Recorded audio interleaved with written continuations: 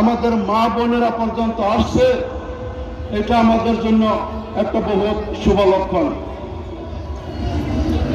আমি বিগত 15 বছর ঢিং সমষ্টির বিধায়ক ছিলাম। আর কিছুদিন আগে সমষ্টি যখন ভাগাভাগি হয়, নতুন করে সীমা নির্ধারণ করা হয়, তখন আমার বাড়ি রূপুরহাট সমষ্টিতে এসে গেছে। আমার পঞ্চায়েত, আমার গ্রাম রূপুরহাট সমষ্টিতে ঢুকে গেছে। আমি নিজেও রূপুরহাট সমষ্টির ভোটার হয়ে গেছি। তাই আমি এবার রূপুরহাট সমষ্টিতে ইউডিএফ দল আমাকে প্রার্থী প্রক্ষেপ করেছে। রূপুরহাট সমষ্টিতে আমি ক্যান্ডিডেট হয়েছি। আমরা আগামী 9 তারিখের যে নির্বাচন, এই নির্বাচন শুধু একজন বিধায়ক নির্বাচন করার ভোট নয়। 9 তারিখে যে আমরা ভোটটা দিব, এই ভোটের দ্বারা আমাদের জাতের ভবিষ্যৎ, আমাদের আগত প্রজন্মর নিরাপত্তা, সাংবিধানিক গণতান্ত্রিক অধিকার আদায় করার সংগ্রামে আমাদের সহযোগিতার কথাটাই 9 তারিখে প্রমাণ হবে। বন্ধুগণ, আমরা স্বাধীনতার পর থেকে ভোট দিয়ে আসছি বারবার। যাদেরকে ভোট দিয়ে বারবার আমরা ক্ষমতায় অধিষ্ঠিত করেছি, তাহারাই আমাদের মাথায় কুড়ালটা মেরেছে। আমাদের মাথায় তাহারাই কুড়াল মেরেছে যাদেরকে আমরা বারবার ভোট দিয়ে ক্ষমতায় অধিষ্ঠিত করেছি। আমরা আমাদের বাপ দাদার আমল থেকে আমরা সব সময় কংগ্রেস দলে ভোটটা দিয়েছিলাম। আর এই কংগ্রেস দলে ভোট দেওয়ার পরে এই কংগ্রেস দল বিগত 50 বছর আমাদের জন্য কি করেছে, আমাদের জন্য কি উপহার দিয়েছে? কংগ্রেস দল আমাদেরকে দিয়েছে নাগরিকত্বর নামে সন্দেহযুক্ত। কংগ্রেস দল, এজিপি সরকার 73,101 জন ডি ভোটার বানিয়েছিল। কংগ্রেস দলের মুখ্যমন্ত্রী তরুণ গগৈ 15 বছর মুখ্যমন্ত্রী থাকা অবস্থায় আরো 6.5 লাখ মানুষকে ডি ভোটার বানাইল। কংগ্রেস দল আমাদের জন্য ফরেনার্স ট্রাইব্যুনাল বানাইল। কংগ্রেস দল আমাদের জন্য ডিটেনশন ক্যাম্প বানাইল। কংগ্রেস দল আমাদের শহরসাপুরি আর ভূমিহীন লোকদেরকে মাটির পাট্টা দেয় নাই। কংগ্রেস দল নদী ভাঙ্গা মানুষকে সংস্থাপন দেয় নাই। আমাদেরকে এনআরসি নামে, ডি ভোটারের নামে হ্যারাসমেন্ট করছে। আর আমরা কংগ্রেস দলকে বারবার ভোট দিয়েছিলাম। এই কংগ্রেস দল 15 বছর যখন তরুণ গগৈ মুখ্যমন্ত্রী ছিল, তাহারা তরুণ গগৈ 2001 সালে জমিয়তের সাথে একটা চুক্তি করছিল। যে জমিয়তকে বলছিল, আপনারা আমাদেরকে সমর্থন দেন। এজিপি সরকার প্রফুল্ল কুমার মহন্ত সরকারকে উৎখাত করে আমাদের কংগ্রেস সরকারটা আপনারা আনুন, আমরা ডি ভোটার উঠিয়ে দেব, আমরা বিদেশি কেসগুলো উঠিয়ে দেব, চর চাপড়ি মানুষকে মাটির পাট্টা দেব, জনসংখ্যা অনুপাতে চাকরি দেব। এই কথা বলার পরে জমিয়ত সমর্থন দিল। মুসলমানের ভোট পেয়ে কংগ্রেস সরকারে আসলো। আসার পরে বেইমানি শুরু হয়ে গেল। কোথায় ডি ভোটার উঠিয়ে দিবে, নতুন করে 6.5 লাখ মানুষকে ডি ভোটার বানাইলো। আমাদের মানুষকে ফরেনার্স ট্রাইব্যুনালে বাংলাদেশি বানাইলো। ডিটেনশন ক্যাম্পে বন্দি করলো। ডিটেনশন ক্যাম্পে বন্ধুগণ, আমি কয়েকবার গিয়েছি। তরুণ গগৈ সাহেব ডিটেনশন ক্যাম্প 6টা বানাইছিল। কোকরাঝার মেয়েদের জন্য, গোয়ালপাড়া পুরুষের জন্য, তেজপুর পুরুষের জন্য, যোরহাট মেয়েদের জন্য, ডিব্রুগড় পুরুষের জন্য, আর শিলচর মেয়েদের জন্য 6টা ডিটেনশন ক্যাম্প আমাদের মুসলমানদের জন্য তরুণ গগৈ বানাইছিল। প্রত্যেক বছর রমজান মাসের আগের দিন হযরত মাওলানা বদরুদ্দিন আজমল সাহেব আমাদেরকে পাঠায় ডিটেনশন ক্যাম্পে। আমরা যাই। ডিটেনশন ক্যাম্পে যাওয়ার পরে আমরা যখন জেলার সুপারিনটেন্ডেন্টের কাছে বসি, তখন আমাদের মা বোনদেরকে সামনে ডাকে আনে, যাহারা বন্দী আছে কোকরাঝার।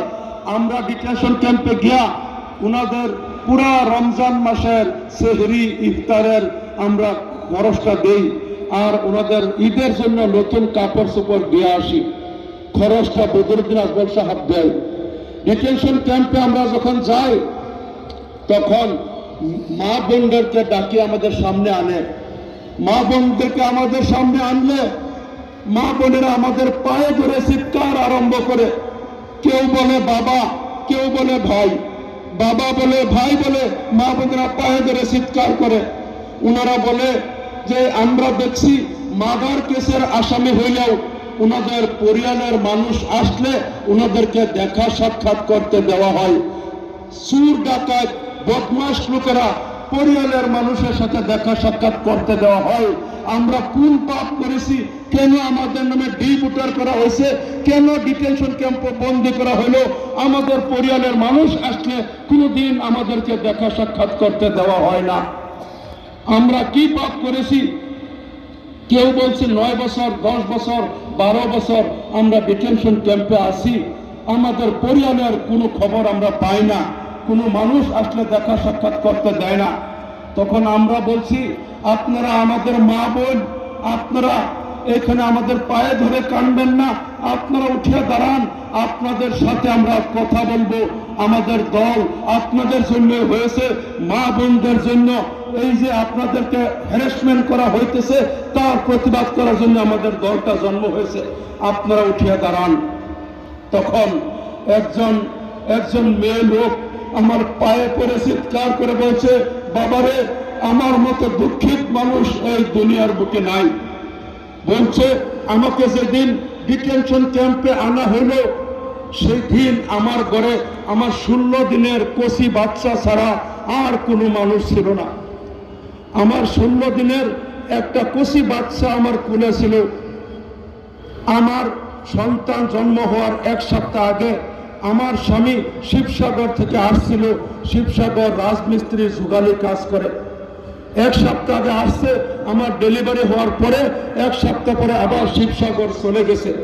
রাজমিস্ত্রির কাজ করে, গরিব মানুষ কাজ করিয়া খায়। আমার একটাই বাচ্চা, 16 দিনের কচি বাচ্চাটাকে কুলে নিয়ে আমি ভাত খাইতে বসছি। ভাত হাতে নিছি, মুখে দেব। এই সময় কয়েকজন পুলিশ আসিয়া, লেডিস পুলিশও আসছে, আমার ঘরে ঢুকলে এই তয় বাংলা দেখি, তয় ডিটেনশন ক্যাম্পত যাব লাগিব। আমাকে ধরছে। আমি বলছি, তাদের পায়ে ধরে চিৎকার করছি যে আপোনালোকে চাওক মোৰ এই সৰু পোৱালিটো বাহিৰে মোৰ ঘৰত আৰু কোনো মানুহ নাই। গতিকে মোৰ স্বামী শিৱসাগৰত কাম কৰে, মোৰ স্বামীক এটা ফোন কৰক, মোৰ স্বামী ঘৰত আহক, আহিলে তাৰ পিছত আপোনালোকে ক'ত নিয়ে মোক নিয়ক। মোৰ এই পোৱালিটোৰ বাহিৰে আৰু কোনো মানুহ মোৰ ঘৰত নাই। তারা কোনো কথা শুনে নাই। বলছে আমার কোলে থেকে 16 দিনের কচি বাচ্চাটাকে ধরে বিছনার উপরে ছুড়ে দিয়ে আমাকে ধরিয়া হেসরায়া নিয়ে গাড়িতে তুলছে, আর গাড়ি করে আমাকে সারা রাত্র ডিটেনশন ক্যাম্পে নিয়ে আসছে। মেয়েটা বলতেছে যে আমার বাচ্চাটাকে যখন আমার কোলে থেকে বিছনায় এভাবে ঝটকা মেরে ছেলে, তখন আমার বাচ্চায় একটা চিৎকার দিয়েছিল, সেই চিৎকারের আওয়াজটাই আমার কানে বাজছে। আমাকে ধরে ডিটেনশন ক্যাম্পে আনছে, সারাটা রাস্তায় আমার বাচ্চার কান্নার আওয়াজ ছাড়া আর কোনো আওয়াজ আমার কানে আসে নাই। শুধু একটা আওয়াজ, আমার কচি বাচ্চা কিভাবে কাঁদতেছে। তারপরে বলছে, বাবারে আমি 5.5 বছর হয়েছে আমি ডিটেনশন ক্যাম্পে আসি, এখনো আমি জানি না ওই দিন আমার বাড়িতে আর কোনো মানুষ নাই। আমার কচি বাচ্চাটা ওই দিন সারা রাত কাঁদতে কাঁদতে মরে গেছে না রাস্তায় দিয়ে যাওয়া কোনো মানুষ আমার কচি বাচ্চার কান্না শুনে আমার বাড়িতে আসিয়া আমার বাচ্চাকে কুলে নিছে, বাচ্চাকে খাওয়াইয়া জিন্দা রাখছে, তাও আমি জানি না। যদি ওই দিন রাত্রে আমার বাচ্চাটা কাঁদতে কাঁদতে মরে গেছে তবে তো মরেই গেছে, আর যদি এখনো আমার কচি বাচ্চাটা জিন্দা আছে তবে তো সে দৌড়াদৌড়ি করে, বাচ্চাটা কথা বলে, হয়তো দৌড়াদৌড়ি করে।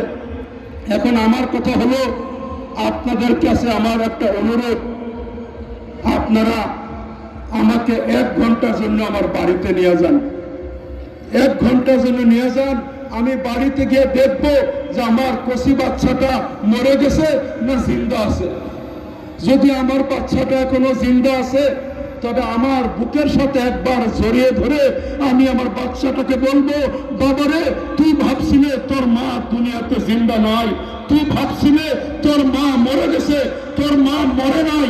আমি সেই তোর অভাগা মা, আমি ডিটেনশন ক্যাম্পে বন্দী আছিলাম, আমি মরি নাই, আমি তোর অভাগা মা, ডিটেনশন ক্যাম্পে আমি বন্দী আছিলাম। আর আমার বাচ্চাটাকে আমি বলবো, বাবারে একবার তুই মা বলিয়া ডাক দে, আমার কানে আমি শুনতে চাই, একবার তুই মা বলিয়া ডাক দে। আমার বাচ্চা আমাকে মা বলিয়া ডাক দিবে, আমার দুই কানে আমি শুনবো। তারপরে আপনারা আবার আমাকে ধরিয়া ডিটেনশন ক্যাম্পে নিয়ে আসবেন, এইখানে সারা জীবন থাকবো, এইখানে মরবো। কিন্তু যখনই আমার বুকে আগুন জ্বলবে, আমার বাচ্চার কথাটা মনে পড়বে, যখন বুকে আগুন জ্বলবে, তখন আমার কানে আমার বাচ্চা যে আমাকে মা বলিয়া ডাকছে, সে আওয়াজটা আমার কানে বাজলে আমার কলিজাটা ঠান্ডা হয়ে যাবে। আপনারা আমাকে একবার ধরিয়া বাড়িতে নিয়ে যান, আমি দেখি যে আমার কচি বাচ্চাটা মরে গেছে না জিন্দা আছে, আমাকে একবার নিয়ে যান। এটা একজন মেয়ের কাহিনী। আরেকজন মেয়ে বলতেছে, বাবারে আমার বাড়িতে হয়তো কিয়ামত হয়ে গেছে। বলছে কেন? বলছে প্যারালাইজ বেমার, আমি হাঁটতে পারে না, উঠতে পারে না, বিছনা থেকে চলাফেরা করতে পারে না। আমার ছোট ছোট 5টা মেয়ে আছে, বড় মেয়েটা 7 বছর, আরেক মেয়ে 5.5 বছর, একজন 4 বছর, একজন 2.5 বছর, একজন 1 বছর। আমার 5টা মেয়ে আছে, কোনো ছেলে নাই।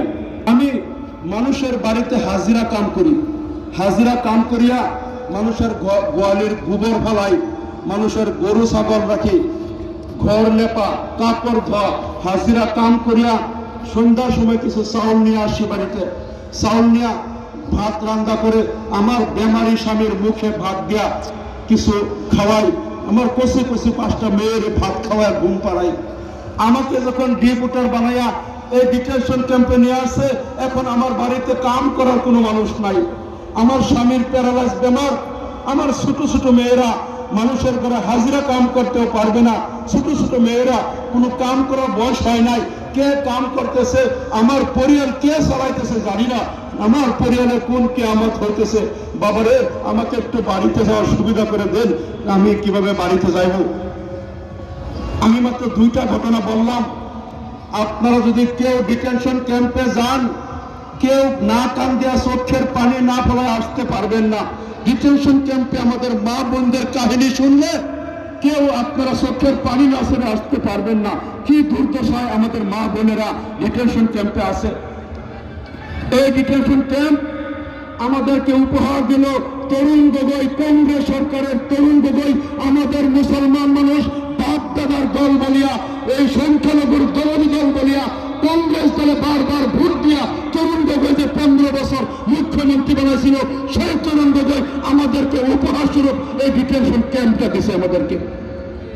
আমাদেরকে ডিটেনশন ক্যাম্প দিছে, 6টা ডিটেনশন ক্যাম্প বানাইছে।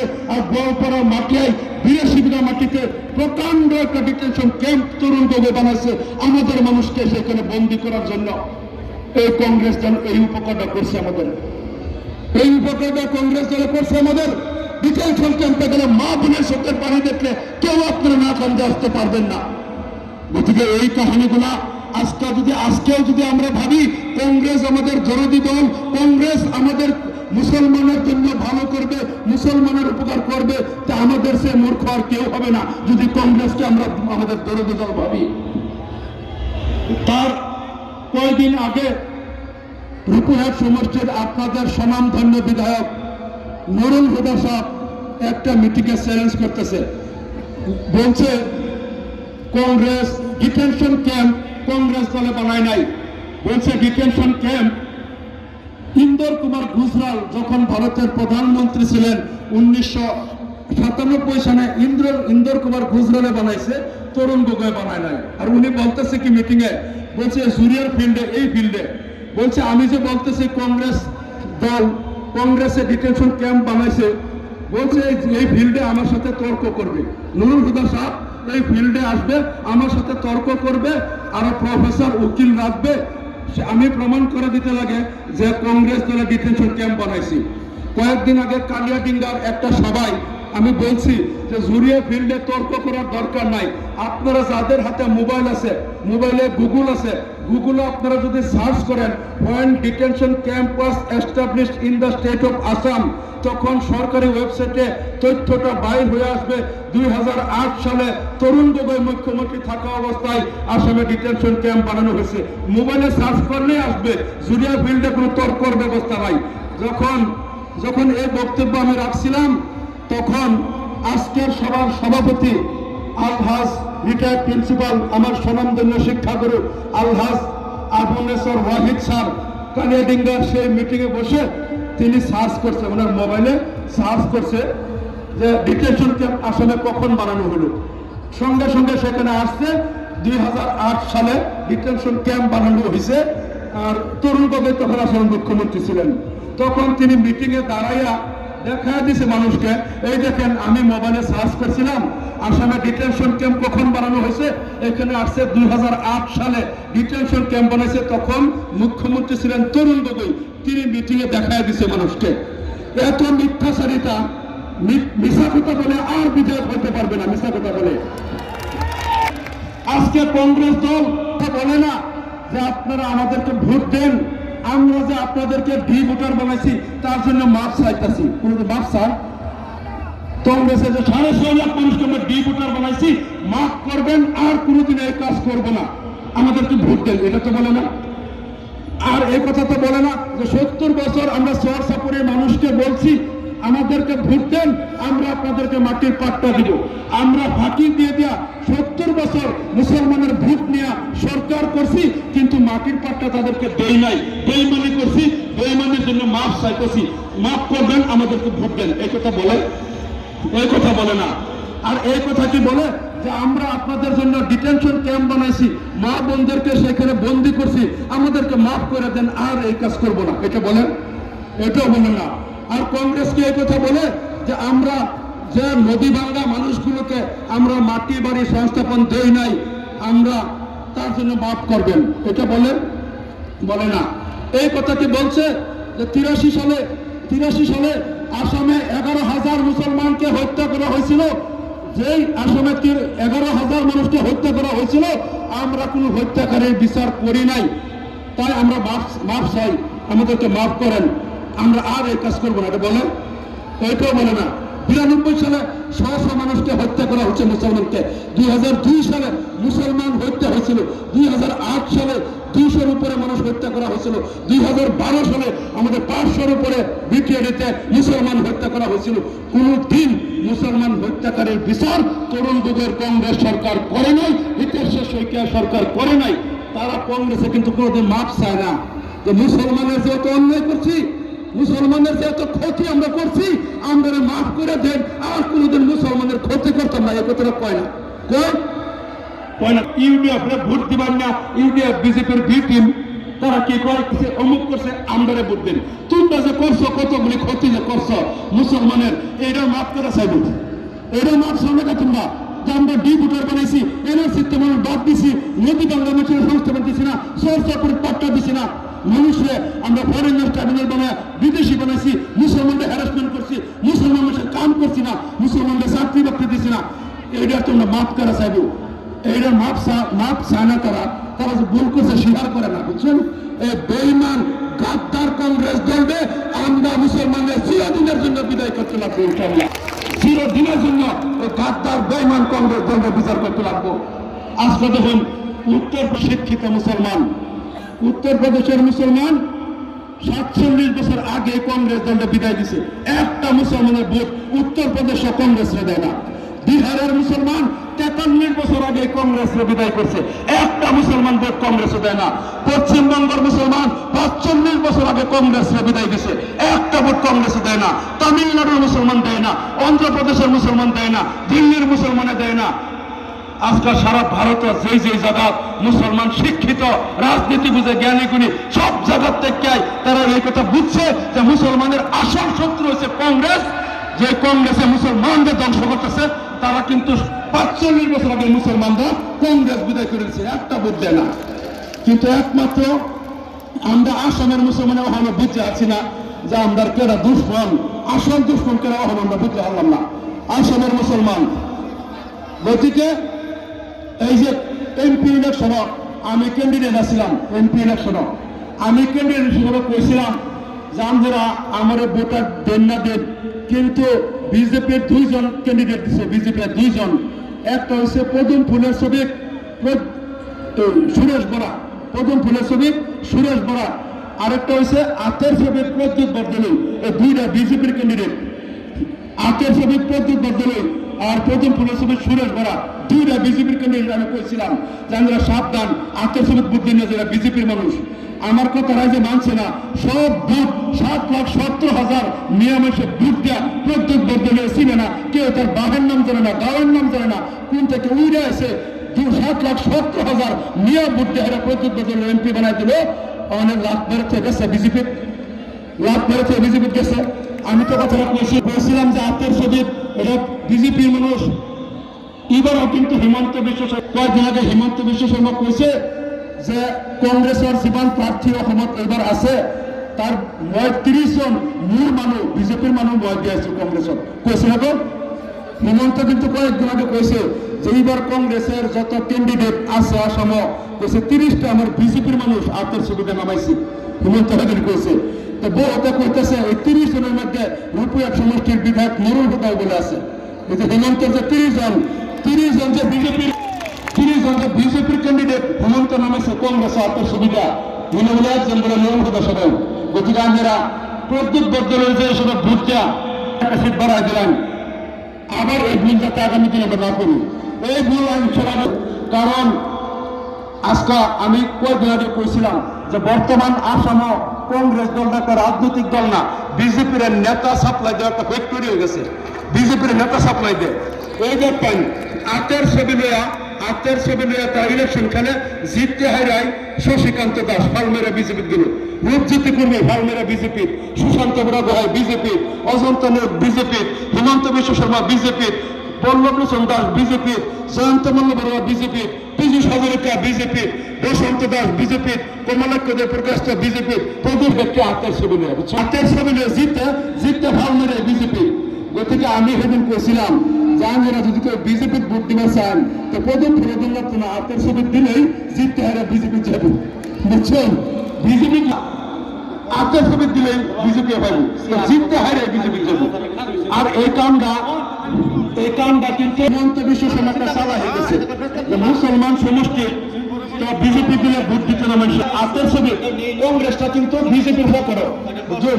কংগ্রেস দলটা বিজেপির ভোট, কই করে টিকিট দিন লাগবো, কই করে ক্যান্ডিডেট দিন লাগবো, হিমন্ত যেটা কই দেব এই মতে কিন্তু কাম দেবো, বুঝছেন? হিমন্ত যেন কই দেয় যেন অমুক অমুক টিকিট দেব সেই মতেই করবো।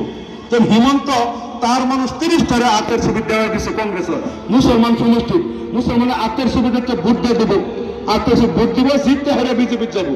তার মানে এইটা হচ্ছে বুদ্ধি। কংগ্রেস আর বিজেপি এক।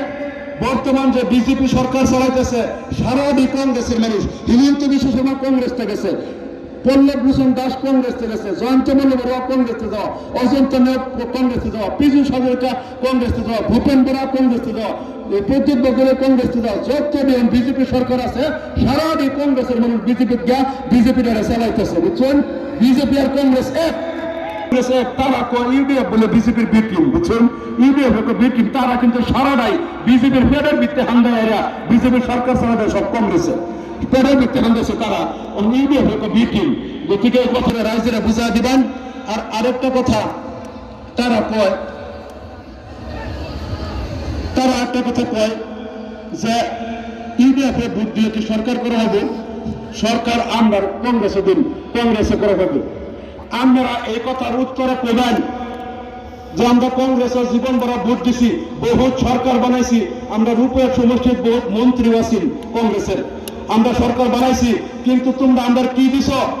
একটা সমস্যার সমাধান করছো না, উল্টা তোমরা সরকার বানায় আমরা ভোটার বানাইছ, ফরেনার্স ট্রাইব্যুনাল বানাইছ, আমরা লাগে ডিটেনশন ক্যাম্প বানাইছ, সরসাপুরীর ফরেস্ট বানাইছ, বানানো বিজেপি উচ্ছেদ করতেছে, সরসাপুরি ফরেস্ট বানাইছ, আমরা মানুষরা ভোটাধিকার থেকে বঞ্চিত করছো, আমরা মা বোনদের ডিটেনশন ক্যাম্পে বন্দি করছো। তোমরা সরকার বানালে মুসলমানের কোনো উন্নতি হয় না, নতুন নতুন বিপদ নতুন নতুন সমস্যা মুসলমানের মাথা তোমরা ডুবা দাও, মুসলমানের মাথার উপরে তোমরা সরকারটা আমরা চাই না। আমরা চাই যে আমরা ইউডিএফ এর এমএলএ লইয়া সেদিন আসামও এই পরিস্থিতির সৃষ্টি হইব যে ইউডিএফ এর সারা সরকার করবার ক্ষমতা কেউ নাই। তোমরা ইউডিএফ এর এমএলএ আতে ধৈরা তারা লইয়া যেদিন সরকার করবা সেদিনই আমরা সরকারটা লাগবো, এর আগে সরকারটা আমরা চাই না। ইনশাল্লাহ ইনশাল্লাহ যেদিন ইউটিউব ধৈর্য লইয়া তোমরা সরকার করে লাগবো, হিসাব কম করবো, সেদিন সরকারটা আমরা চাই। আর যেদিন ইনশাল্লাহ আমরা গ্যারান্টি দেই সেদিন আমরা সরকার ইউডিএফ লগে থেকে এলায়েন্স সরকার হইব, সেই দিন কিন্তু 6 মাসের মধ্যে প্রথম মাসে কয়াম যে ডি ভোটার ব্যক্তি উড়াই দেও, আন্নালে উষ্ণবের সরকারটা ভেঙে দেন।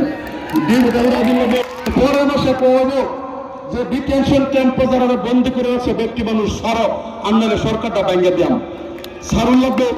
পরের মাসে কয়াম যে চর চাপরি আর যত আমরা ভূমিহীন মানুষ আছে সব মানুষের মাটির পাট্টা দেও, আন্নালে সরকারটা ভেঙে দিয়াম পাট্টা তারা ভুল লাগবে। আর 4 নম্বরে কয়াম যে ঘর কোহনিয়া নদী বাঙ্গা মানুষগুলোর সংস্থাপন দেও, না হলে সরকারটা ভাঙ্গা দিয়াম। 5 নম্বরে কয়াম যে যত বিদেশি কোর্ট আমদার মানুষের নামে যত কেস তোমরা দেয় রাখছো কেসগুলো উড়াই দেও, না হলে সরকার ভাঙ্গা দিয়াম। 6 নম্বরে যে জনসংখ্যা অনুপাতে চাকরি 34% মানুষ আমদার, 34% চাকরি বাকরি সুবিধা আমদার মানুষের দেও, না দিয়ে সরকারটা ভাঙ্গা দিয়াম। ইনশাল্লাহ 6 মাসের মধ্যে 6টা গ্যারান্টি নিয়ে আমরা সমাধান করবাম। আর সরকার জমের ফেলে আমরা কানো ধরে ধরে 70 বছর যে ঠকাইছে 70 বছরের দেনা পাওনার হিসাবটা করার জন্য আমরা করবাম। ইনশাল্লাহ করার জন্য আমরা করব। একবার আমরা সরকার গেলে গতিকে আমরা এই কথাটাই কইবেন যে সরকার তুমি বানাইতেন না, কংগ্রেস সরকার বানালে আমরা ডি ভোটার বানাবো, ডিটেনশন ক্যাম্প বানাবো, আমরা এনআরসিতে বাদ দেবো, সমস্যা করবো। আমরা সরকারটা ইউডিএফ নয়া সরকার কোন দিন হবো সেই সরকারটা আমরা চাই, যাতে আমরা 70 বছরের হিসাব যাতে দেনা পাওনার হিসাবটা আদায় করতে পারে, এই কথাটা আমরা বুঝাই দেবেন। ইনশাল্লাহ এই কথাটা বুঝাই দেবেন। আরেকটা কথা আমরা দল আমি ইনশাল্লাহ অ্যাসেম্বলির কথা কইতে কোনদিন ডরাই না। অ্যাসেম্বলির মুখ্যমন্ত্রী তরুণ গগৈ না হিমন্ত বিশ্ব শর্মা ডরাই না। আন্দোলন আমরা জাতের যে সময় বিপদ সমস্যা আন্দোলনের চোখ করবে আন্দোলন নাই। আর এটা লেগে সরকারের সত্যের কাটা হয়ে গেলাম আমি, বুঝছেন, আমার দুশ্মন বানাইছে। আর আমার উপরে 23টা কেস দিছে, বিভিন্ন সময় আমার ধরে অ্যারেস্ট করে জেল রাখে। কয়েকদিন আগেও আমার 8 মাস সময় জেল রাখছিল বলে জানুন, 8 মাস জেল খেতে পারেছি 2-3 মাস আগে। কিন্তু জেলও কিনে দিয়েছেন জানুন, হিমন্তর শয়তানি হলো আমি আমার 1 বছর জেল রাখতে চেয়েছি, 1 বছর জেল রাখিয়া ইলেকশনটা বার করে দিত। তার মানে আমি মে মাসে বার হইতাম, মে মাসের আগে ইলেকশন হয়ে যাব, নতুন এমএলএ নতুন সরকার হয়ে যাব, পরে মে মাসে আমরা ছাড়বো, যাতে এই 5 বছর আমি বিধানসভা যাবেন না পাই।